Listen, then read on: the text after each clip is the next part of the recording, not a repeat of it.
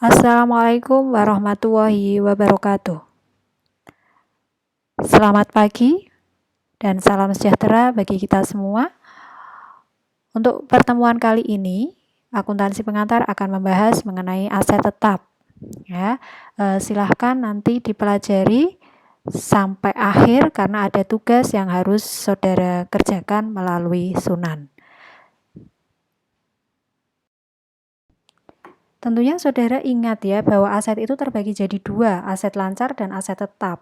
Ya, kalau aset lancar itu apa? Aset lancar adalah aset yang mana digunakan untuk operasional perusahaan tapi jangka waktunya kurang dari 1 tahun, maka dia masuk dalam golongan aset lancar. Contohnya apa? Ada kas gitu ya, ada piutang, nah itu adalah aset lancar. Sedangkan untuk aset tetap ini yang akan kita bahas secara detail dalam pertemuan kali ini, yaitu aset yang dibeli perusahaan dengan nilai yang relatif tinggi, di mana untuk digunakan dalam operasional perusahaan dalam jangka waktu yang lebih dari 1 tahun.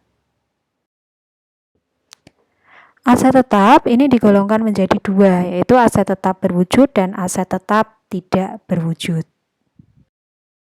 Aset tetap berwujud. Apa itu aset tetap berwujud? Aset tetap yang digunakan untuk operasional perusahaan dengan masa lebih dari 1 tahun dan memiliki wujud fisik. Contohnya apa? Ya, pastinya saudara ingat gitu ya. Contohnya ada gedung, ada tanah, ada peralatan, ada laptop, ada mobil gitu ya.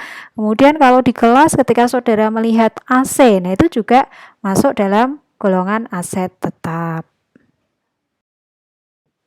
Aset tetap tidak berwujud, yaitu aset yang digunakan untuk operasional perusahaan dengan masa lebih dari 1 tahun dan tidak memiliki wujud fisik. Contohnya apa? Contohnya ada hak cipta, hak paten gitu ya. Nah, hak cipta, ketika saudara menciptakan lagu, maka itu merupakan hak cipta gitu ya. Nah, kemudian hak paten, misalnya saudara membuat alat pemotongan. Kalau di Kudus khasnya adalah ciput ya, apalagi ini mau lebaran. Nah, misalnya saudara membuat atau menyusun gitu ya, mesin untuk pemotongan keciput. Nah, kemudian saudara patenkan, maka ini merupakan aset tetap tidak berwujud. Gitu. Pada pertemuan kali ini, kita fokus pada harga perolehan aset tetap. Nah, untuk penyusutan atau depresiasi, nanti setelah pertemuan kali ini gitu ya. Nah, untuk harga perolehan aset tetap, penentuan harga perolehan aset tetap itu dari semua biaya yang dikeluarkan untuk memperoleh aset tetap tersebut sampai dengan aset tetap tersebut bisa beroperasional sesuai dengan mestinya. Jadi ini yang perlu diperhatikan. Jadi tidak asal ketika saudara membeli mesin misalnya, harganya 3 juta. Nah, tapi mesin tersebut itu belum dirakit. Ketika mesin tersebut belum dirakit, berarti belum bisa difungsikan, belum bisa digunakan. Nah, berarti harga perolehannya berapa atas mesin tersebut? Apakah 3 juta? Tidak, karena mesin tersebut belum bisa digunakan. Nah, harga perolehan atas aset tetap tersebut yang diakui jadinya berapa? Berarti 3 juta ditambah biaya perakitan. Misalnya saudara mengundang teknisi untuk membantu merakit dari mesin tersebut. Saudara memberikan upah senilai 500.000. Berarti di sini harga perolehan atas aset tetap menjadi 3.500.000. Itulah yang diakui dan yang dicatat di dalam akuntansi. Perusahaan dalam memperoleh aset tetap tentunya banyak ya cara yang dilakukan. Bisa ya perusahaan tersebut mendapatkan aset tetap itu dengan cara dibeli secara tunai. Kemudian bisa juga perusahaan membelinya secara kredit atau melalui angsuran sehingga dia nyicil dari bulan ke bulan gitu ya atau dari periode ke periode. Nah, bisa juga dia membeli aset tersebut itu dengan cara gabungan atau lump sum. Artinya apa? Ketika ada perusahaan yang mana sudah mau gulung tikar. Nah, akhirnya dibeli oleh perusahaan lain. Ketika perusahaan lain tersebut membeli atas gedung yang dimiliki oleh perusahaan yang mau gulung tikar tersebut, maka di sini dia membeli atas apa saja, berarti berupa tanah ya dari gedung tersebut. Kemudian gedung, kemudian kalau itu yang dijual beserta isinya ya berarti isi dari gedung tersebut ada apa? Misalnya mesin. Nah, maka ini adalah pembelian yang dilakukan oleh perusahaan secara gabungan. Nah, bagaimana nanti pencatatan akuntansinya akan dibahas satu persatu. Nah, kemudian cara perolehan berikutnya misalnya perusahaan memperoleh aset tetap tersebut dari sumbangan, bantuan, atau hadiah, atau donasi. Nah, itu. Nah, bisa juga perusahaan dalam memperoleh aset tetap itu dengan cara tukar-menukar. Artinya apa? Misalnya perusahaan memiliki mesin yang lama. Nah, menginginkan adanya mesin baru, sehingga daripada mesin lama itu nganggur, akhirnya ditukar untuk mendapatkan mesin baru. Bisa juga cara perolehan untuk mendapatkan aset tetap itu tidak langsung beli secara langsung kemudian bisa langsung ditempati gitu ya, melainkan perusahaan tersebut membangun sendiri. Membangun apa? Membangun kantor misalnya, dibangun. Nah, kemudian pengakuan harga perolehan atas aset tetap itu seperti apa? Berapa biaya yang dikeluarkan untuk diakui sebagai harga perolehan aset tetap. Nah, ini kita bahas satu persatu mulai dari pembelian secara tunai. Pertama, ketika perolehan aset tetap itu dibeli secara tunai, ya. Ketika perusahaan membeli aset tetap itu secara tunai, maka di sini perusahaan tentunya mengeluarkan uang. Nah, akunnya berarti kas. Ketika uang atau kas tersebut berkurang, berarti dicatat di sisi kredit. Bagaimana kalau misalnya perusahaan tidak mengeluarkan dari uang tunai, gitu ya, uang yang ada di berangkas perusahaan gitu ya, melainkan perusahaan membayarnya secara transfer ya, berarti di situ mengurangi rekening bank gitu ya. Maka kreditnya bisa kas atau bank mana sebesar harga perolehannya. Nah, kas tersebut dikeluarkan untuk apa? Oh, untuk beli aset. Asetnya berupa apa? Bisa tanah, kendaraan, atau mesin. Maka di sini jangan dicatat aset tetap, tapi jenisnya apa? Tanah. Ya, berarti debitnya tanah sesuai dengan harga perolehan. Sehingga langsung pencatatannya debitnya tanah, kreditnya kas sesuai dengan harga perolehan atau kas yang dikeluarkan itu sampai aset tetap tersebut bisa difungsikan. Seperti yang saya jelaskan sebelumnya. Kemudian cara yang kedua, ketika perusahaan memperoleh aset tetap tersebut dengan cara kredit, dengan cara angsuran. Nah, kalau dengan cara kredit berarti perusahaan memperoleh aset tetap tetapi tidak mengeluarkan uang. Nah, kalau tidak mengeluarkan uang, enak ya langsung dapat aset tetap. Tidak, tapi ini diakui sebagai utang. Sehingga perusahaan memiliki tambahan hutang atas penambahan aset tersebut. Nah, ketika hutangnya bertambah seperti yang dipelajari sebelumnya, ya saldo normal akun. Ketika hutang bertambah, maka dicatat di sisi kredit. Nah, kemudian hutang itu bertambah dari mana? Oh, pembelian mesin. Ya, aset tetap berupa mesin. Maka di sini debitnya mesin, kreditnya hutang.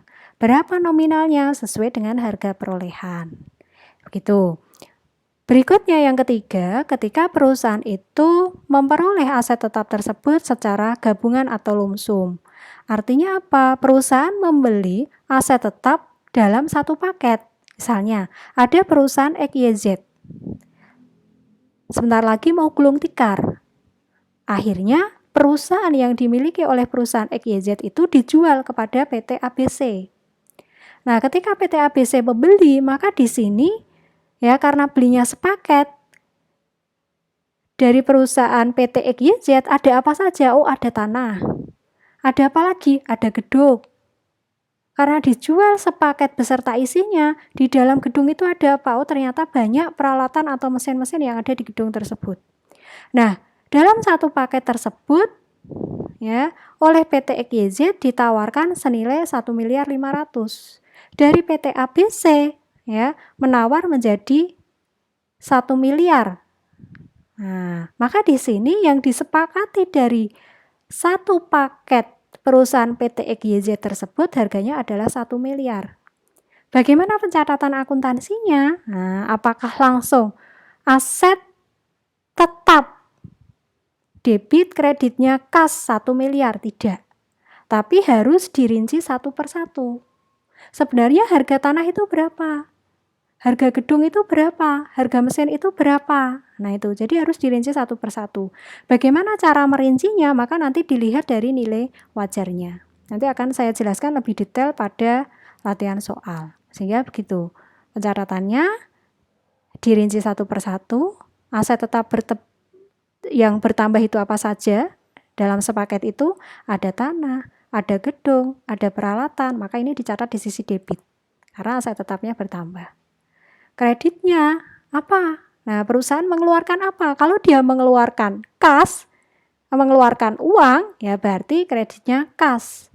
Tapi ketika perusahaan untuk mendapatkan aset tetap tersebut itu dengan cara hutang dari pihak lain, maka kreditnya adalah hutang. Tuh. Selanjutnya, cara yang keempat, yaitu perusahaan memperoleh aset tetap bukan atas pengeluaran kas, bukan juga atas penambahan hutang, melainkan ini dari hibah atau bantuan atau sumbangan atau hadiah atau donasi gitu ya. Jadi ketika perusahaan itu mendapatkan sumbangan atas aset tetap, maka jurnalnya bagaimana? Ya, aset tetap perusahaan bertambah, tetap dicatat di sisi debit. Nah, tapi dia tidak mengeluarkan kas atau hutang atau menambah hutang, maka kreditnya adanya pendapatan sumbangan yang bertambah. Ketika pendapatan itu bertambah di saldo normal akun, maka tentunya dicatat di sisi kredit. Sehingga jurnalnya debitnya mesin, kreditnya pendapatan sumbangan. Sesuai dengan sumbangan yang diberikan, nominalnya berapa. Kalau nggak ada nominalnya, berarti harus melihat nilai wajar atas mesin tersebut. Berikutnya, cara perolehan yang kelima, yaitu diperoleh dengan cara tukar-menukar. Tukar-menukar yang dimaksud di sini, itu ketika perusahaan memiliki peralatan lama yang sudah operasionalnya, fungsi operasionalnya menurun, akhirnya perusahaan menginginkan peralatan baru. Sehingga di sini menukar peralatan lama dengan peralatan baru atau mesin lama dengan mesin baru. Nah, ketika perusahaan memperoleh mesin baru itu dengan cara menukar mesin lama, maka dalam pencatatan akuntansinya harus memperhatikan adanya akumulasi penyusutan mesin lama dan laba atau rugi atas pertukaran mesin tersebut. Jurnalnya ketika ya dalam penukaran mesin lama menjadi mesin baru itu mengalami kerugian, artinya pengakuannya itu lebih rendah ya dari mesin lama, maka jurnalnya debitnya mesin baru, akumulasi penyusutan mesin lama, rugi atas pertukaran mesin, kreditnya mesin lama dan kas. Tapi bagaimana ketika itu selisihnya lebih besar? Kalau selisihnya lebih besar, berarti di sini tidak rugi, melainkan laba atas pertukaran mesin tersebut. Kalau laba, maka tentunya masih ingat ya, kalau rugi dicatat di sisi debit, tapi kalau laba, maka penempatannya di sisi kredit. Bagaimana jurnalnya? Berarti mesin baru debit, akumulasi penyusutan mesin lama debit. Kreditnya mesin lama, kas, dan laba atas pertukaran mesin. Sekarang perolehan yang terakhir atas aset tetap. Ketika aset tetap tersebut diperoleh dengan membangun sendiri. Membangun sendiri di sini berarti ada proses pembangunan. Nah, maka bagaimana pengakuan aset tetap dari yang melalui proses pembangunan itu misalnya apa? Pembuatan gedung, pembuatan kantor gitu ya. Nah, atas proses pembangunan itu pengakuan dari harga perolehan aset itu adalah secara gabungan atau akumulasi dari kas atau uang yang dikeluarkan pada proses pembangunan. Nah, kemudian bagaimana pengakuan ketika mengeluarkan kas setiap kali proses pembangunan? Maka setiap kali proses pembangunan ada pengeluaran kas, perusahaan harus selalu melakukan pencatatan. Akunnya bagaimana untuk pencatatannya? Debitnya aset dalam pengerjaan, kreditnya kas atau bank. Misalnya, perusahaan membeli bahan baku berupa semen, mesin, begitu ya. Maka di sini semen, pasir, begitu ya. Maka di sini ketika perusahaan membeli semen, pasir dengan harga misalnya 10 juta, sehingga perusahaan mengeluarkan kas sebesar 10 juta. Maka aset dalam pekerjaan debit 10 juta, kas kredit 10 juta. Saya lagi dalam proses tentunya mengeluarkan apa yang namanya biaya tenaga kerja. Melakukan pembayaran biaya tenaga kerja habis sebesar 15 juta, maka debitnya aset dalam pengerjaan, kreditnya kas sebesar 15 juta. Nah, setelah 2 tahun atau 1 tahun, gedung tersebut sudah jadi. Maka di sini perolehan atas gedung tersebut itu berapa nominalnya, yaitu akumulasi dari aset dalam pekerjaan. Itu di total selama 2 tahun menghabiskan berapa juta. Kok ternyata menghabiskan sampai 700 juta, maka pencatatan dari harga perolehan atas gedung tersebut, debitnya gedung 700 juta, kreditnya aset dalam pengerjaan 700 juta. Aset dalam pengerjaan 700 juta ini dari mana? Itu adalah akumulasi dari aset-aset yang sudah dikumpulkan mulai dari proses pembangunan sampai selesai proses pembangunan atas gedung atau kantor tersebut, sehingga bisa ditempati atau bisa difungsikan. Ya, mohon maaf ya, ada suara ayam berkokok. Nah, sekarang kita lanjutkan untuk latihan. Ya, latihan. Mulai dari cara yang pertama, yaitu perusahaan memperoleh aset tetap tersebut dengan cara pembelian tunai. Misalnya di sini, ada perusahaan PT Makala, yaitu perusahaan perdagangan yang pada tanggal 15 Maret 2015 membeli aset tetap berupa mobil pick up dengan harga faktur 165 juta secara tunai. Biaya lain yang dikeluarkan adalah biaya balik nama 3 juta dan biaya administrasi sebesar 1.500.000. Dalam pembelian mobil pick up tersebut, perusahaan mendapatkan potongan seharga 15 juta. Nah, saudara diminta untuk menyusun jurnal atas pembelian mobil pick up tersebut. Nah, ketika saudara diminta untuk nyusun jurnalnya, berarti saudara harus mengetahui dulu berapa harga perolehannya atas mobil tersebut.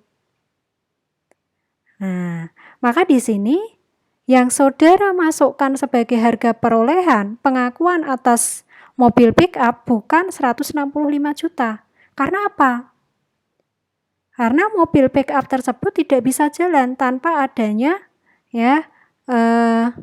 biaya BPKB, balik nama dan lain-lain. Nah, oleh karena itu harga perolehan atas mobil pick up tersebut sampai bisa mobil pick up itu digunakan, bagaimana caranya? Berarti harus dihitung terlebih dahulu. Nah, saya lanjutkan ke slide berikutnya. Sekarang kita hitung dulu harga faktur ya, untuk menentukan harga perolehan dari kendaraan, maka kita lihat harga faktur dari mobil pick up 165 juta. Ternyata pada waktu membeli mobil pick up mendapatkan potongan pembelian. Maka di sini adalah mengurangi harga perolehan. Nah, potongan pembeliannya berapa? 15 juta. Sehingga harga perolehan sementara menjadi 150 juta. Nah, sekarang ternyata untuk mendapatkan mobil pick up tersebut tidak cukup dari harga faktur dikurangi potongan pembelian. Melainkan ada biaya yang ditambahkan. Nah, yaitu ada biaya balik nama 3 juta, biaya administrasi 1.500.000. Sehingga pengakuan atas harga perolehan dari mobil pick up menjadi 154.500.000. Nah, barulah ketika sudah ketemu harga perolehan dari mobil pick up tersebut bisa melakukan pencatatan ke dalam jurnal. Tanggal 15 Maret 2015 debitnya karena asetnya bertambah berupa kendaraan, debitnya kendaraan karena dibeli secara tunai maka mengeluarkan kas hingga kasnya kredit sebesar harga perolehan 154.500.000. Selanjutnya latihan untuk pembelian dengan cara kredit. Ya, jadi ketika perusahaan memperoleh aset tetap dengan cara pembelian kredit. Nah, ketika perusahaan membeli secara kredit, nah ini contohnya ya. Ada perusahaan PT Muria pada tanggal 31 Maret 2017 membeli sebuah mesin yang harga tunainya 100 juta. Dengan membayar uang muka 35 juta dan sisanya akan dibayarkan dengan angsuran sebulan sebesar 5 juta ditambah bunga 12% dari hutang yang belum dibayar. Nah, saudara diminta untuk nyusun jurnalnya. Bagaimana pencatatan akuntansinya gitu ya. Karena di sini tidak dilakukan pembayaran secara tunai melainkan adanya hutang, berarti nanti melibatkan akun hutang.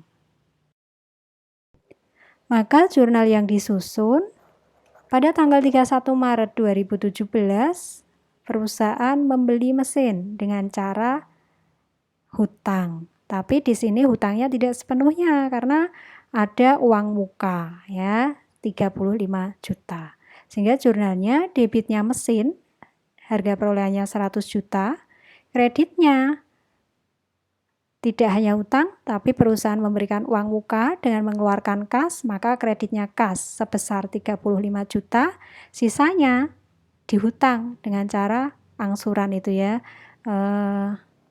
per bulan 5 juta. Nah itu sehingga kreditnya hutang 100 juta dikurangi 35 juta, senilai 65 juta.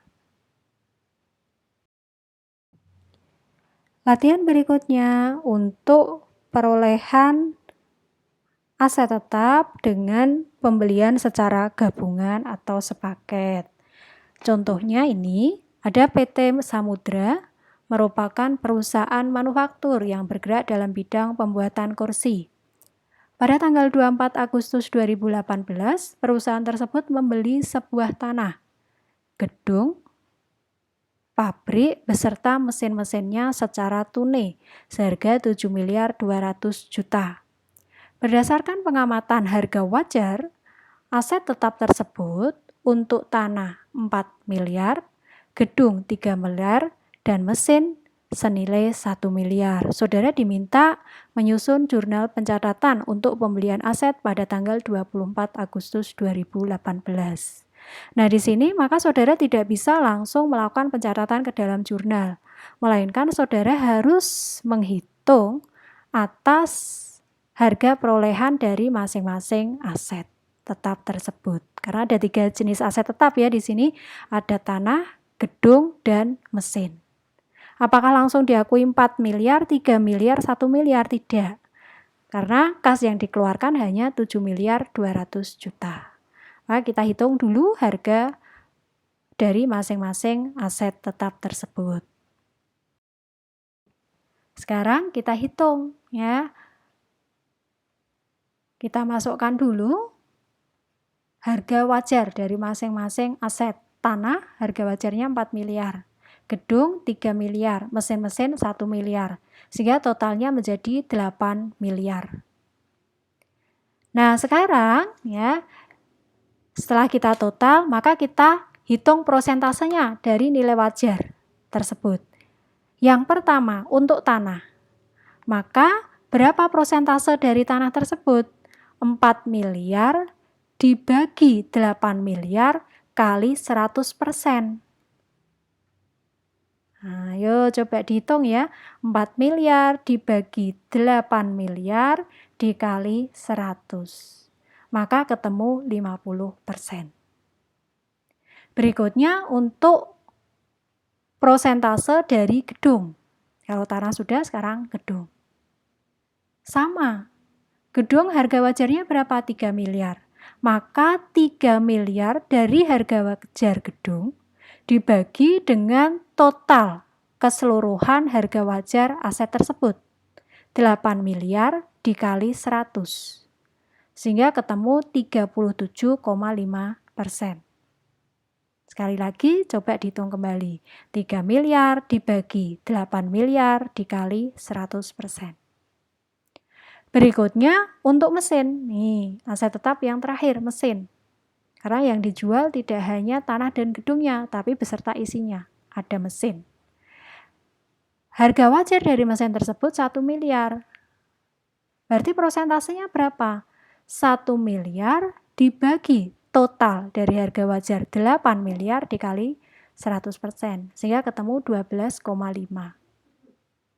Nah, dari prosentase tersebut kita jumlahkan. Kita coba jumlahkan.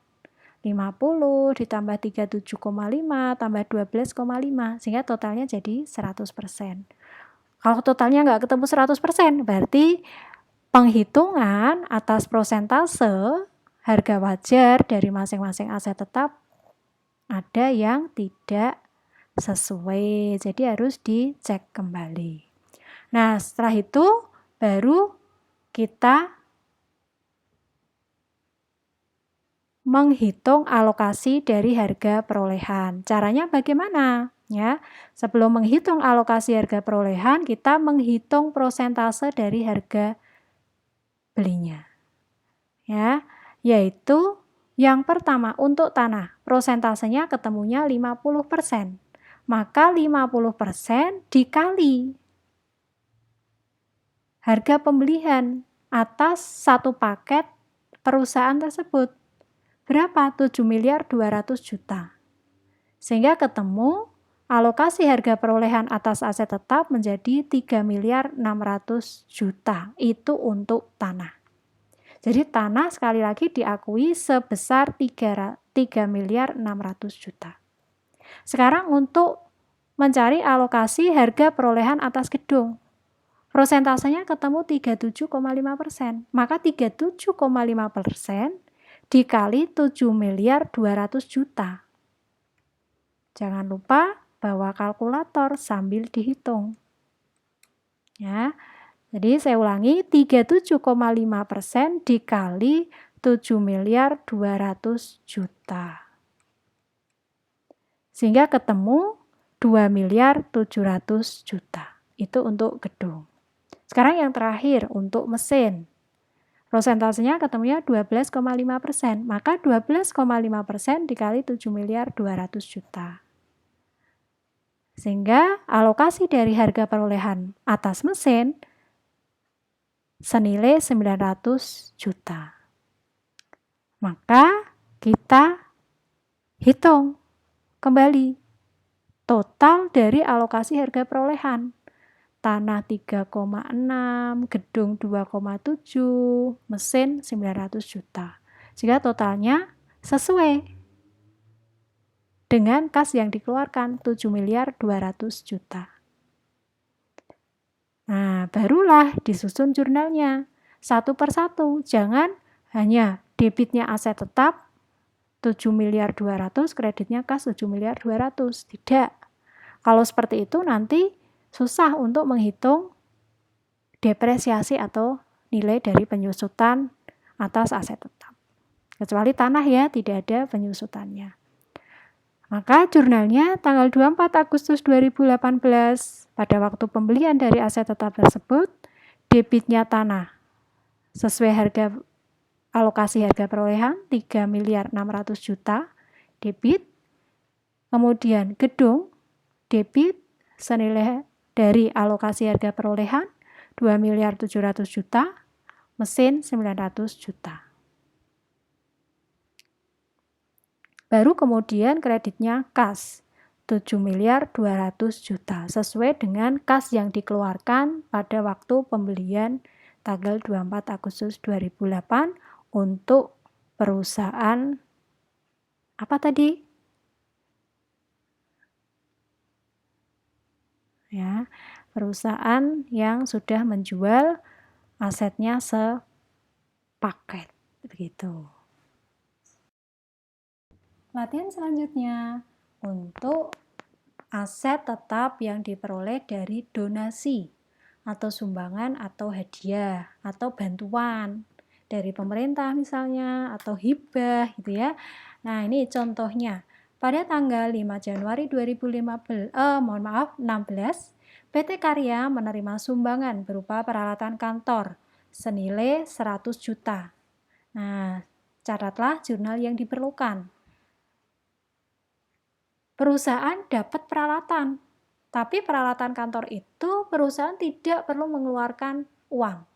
Atau bahkan perusahaan juga tidak hutang. Nah, kalau perusahaan tidak mengeluarkan uang, tidak menambah hutang, ya, tapi itu diperoleh dengan cara cuma-cuma.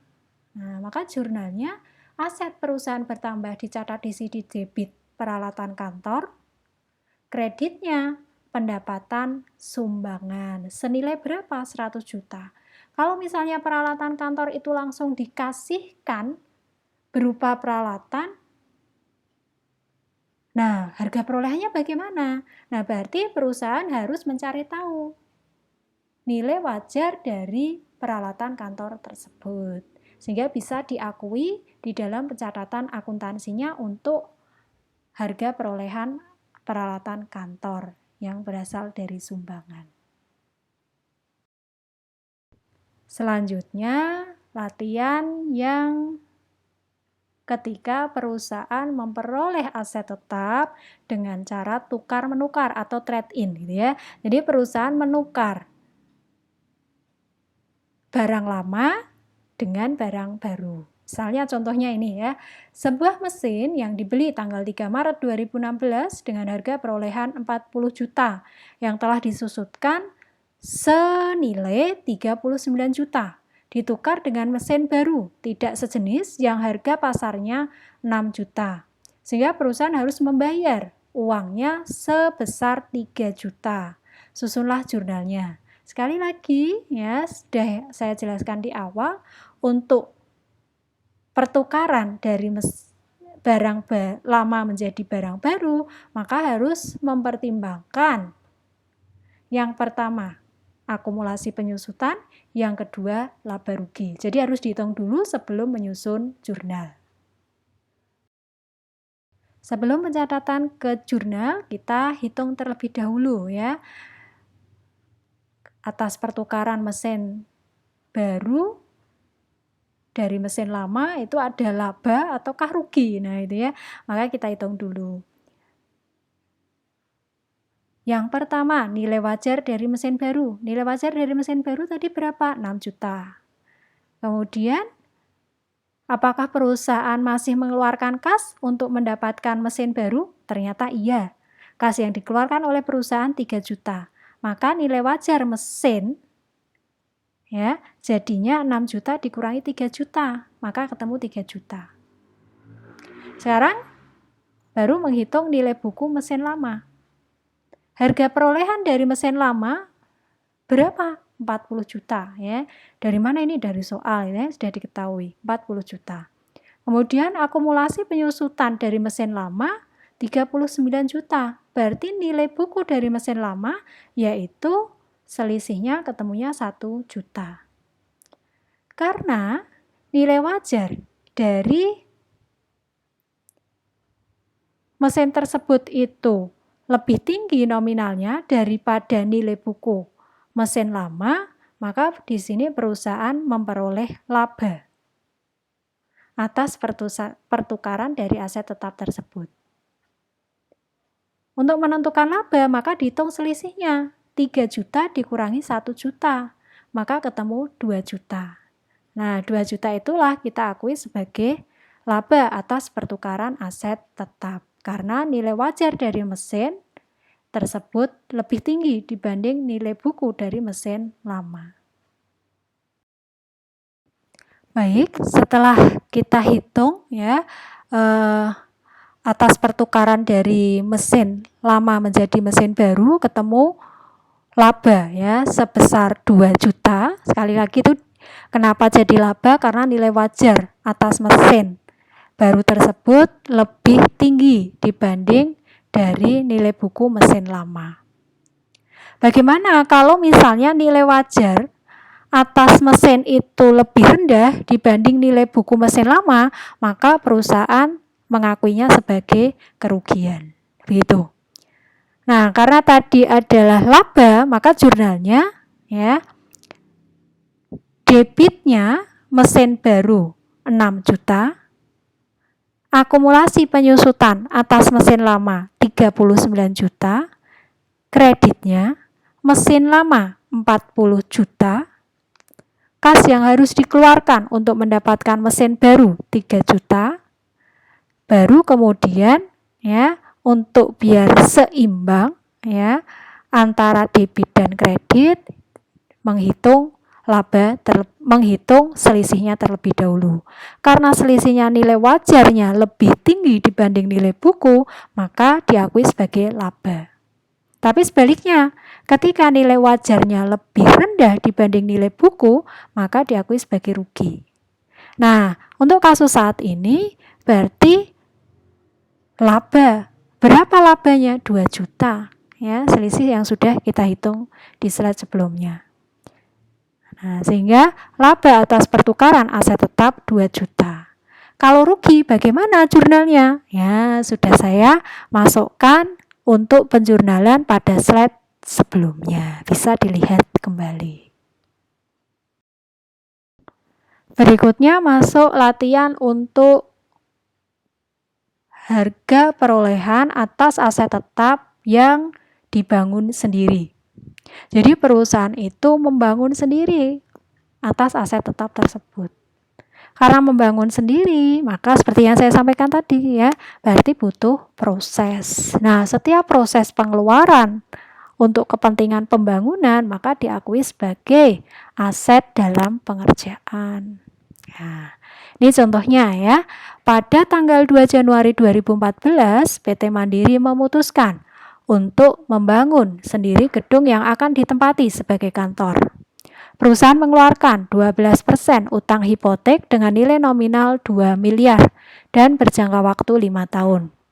Pembangunan gedung direncanakan selesai dalam 1 tahun, tepatnya 30 Desember 2014. Selanjutnya tanggal 29 Januari 2014, perusahaan membeli bahan baku berupa pasir, besi, dan semen secara tunai senilai 154.500.000. Saudara diminta untuk nyusun jurnalnya yang diperlukan. Nah, di sini bisa saudara lihat gitu ya. Jadi mulai pembangunan itu 2 Januari 2014. Diperkirakan dalam 1 tahun gedung tersebut sudah jadi. Kalau misalnya memang sudah sesuai dengan perkiraan tepat tanggal 30 Desember, gedung tersebut sudah jadi dan bisa difungsikan, bisa ditempati. Maka di tanggal 30 Desember 2014 perlu pengakuan harga perolehan atas gedung tersebut. Bagaimana pencatatannya? Nah, kita bahas satu persatu. Yang pertama, penyelesaian untuk tanggal 29 Januari 2014 gitu ya. Di situ dimisalkan tanggal 29 Januari 2014 itu perusahaan membeli bahan baku. Ada pasir, besi, dan semen secara tunai. Maka pencatatannya ketika mengeluarkan uang untuk membeli bahan baku, jurnalnya debitnya aset dalam pengerjaan, kreditnya kas sebesar kas yang dikeluarkan 154.500.000. Kalau misalnya di tanggal 2 Februari mengeluarkan uang untuk apa misalnya? Untuk biaya tenaga kerja. Senilai berapa? 50 juta. Ya berarti jurnalnya debitnya aset dalam pengerjaan, kreditnya kas 50 juta. Berikutnya tanggal 30 gitu ya. 30 bulan Maret ya.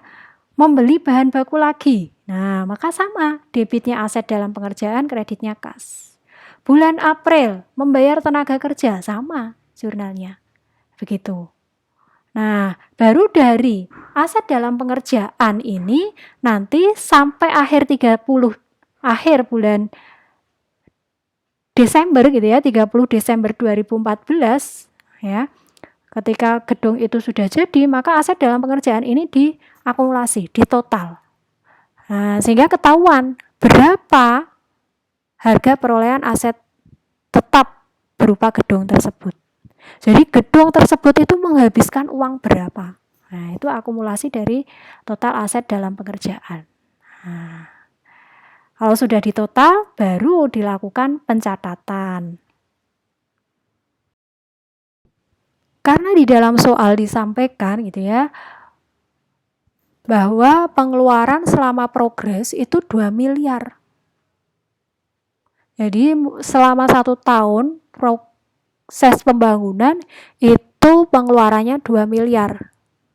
Tapi karena ini adalah bukan murni dari uang perusahaan itu gitu ya dalam membangun gedung tambahan, melainkan dengan hutang hipotek. Jadi kalau pakai hutang berarti mau tidak mau perusahaan harus membayar bunga. Maka di sini harus dihitung, tidak bisa yang diakui hanya pengeluaran keseluruhan 2 miliar, tidak. Tapi kalau secara pengeluarannya itu hanya menggunakan uang pribadi, uang perusahaan gitu ya, murni uang perusahaan, tidak melibatkan utang, ya berarti cukup gedung debit kreditnya aset dalam pengerjaan 2 miliar. Nah, karena kasus di sini itu dengan hutang gitu ya, pembangunannya itu uang yang digunakan untuk pembangunan gedung itu dengan hutang, maka harus dihitung bunganya. Bunga dari hutang 12% dikali 2 miliar, sehingga bunganya 240 juta. Maka harga perolehannya jadinya berapa? Berarti uang yang dikeluarkan 2 miliar ditambah bunga untuk pembayaran hutang tersebut, hutang hipotek gitu ya. Sehingga total harga perolehan menjadi 2 miliar 240 juta. Maka jurnal yang dicatat untuk perolehan gedung tersebut atas membangun sendiri tanggal 30 Desember 2014, debitnya gedung, kreditnya aset dalam pengerjaan senilai 2 miliar 240 juta. Itulah pembahasan untuk pengakuan harga perolehan dari aset tetap dan bagaimana pencatatannya. Nah, saya minta tolong sebagai tugas yang sederhana saja, sebagai latihan, silahkan dikerjakan soal latihan yaitu soal 5.1 yang berada pada halaman 221 pada buku paket ya. Pengerjaannya di mana? Saya minta tolong pengerjaannya melalui sunan. Nggih. Jadi nanti silahkan dikerjakan melalui sunan. Cukup sederhana, selamat mengerjakan. Demikian pembahasan dari aset tetap ya untuk harga perolehan. Nah, itulah tadi bagaimana cara menghitung harga perolehan atas aset tetap, bagaimana pengakuannya, kemudian bagaimana pencatatannya. Tuntas sudah, baru minggu depan kita lanjutkan untuk menghitung depresiasi atau penyusutan dari aset tetap. metode apa saja? Nah, minggu depan kita pelajari metode penghitungan atas depresiasi atau penyusutan dari aset tetap. Kenapa aset tetap kok mengalami penyusutan ya? Akan saya jelaskan di minggu depan. Ya, begitu dari saya. Saya minta tolong tetap jaga kesehatan walaupun belajar dari rumah ya. Tetap semangat. Terima kasih dan mohon maaf apabila ada beberapa yang saya sampaikan kurang berkenan. Mohon dimaafkan. Saya akhiri. Wassalamualaikum warahmatullahi wabarakatuh.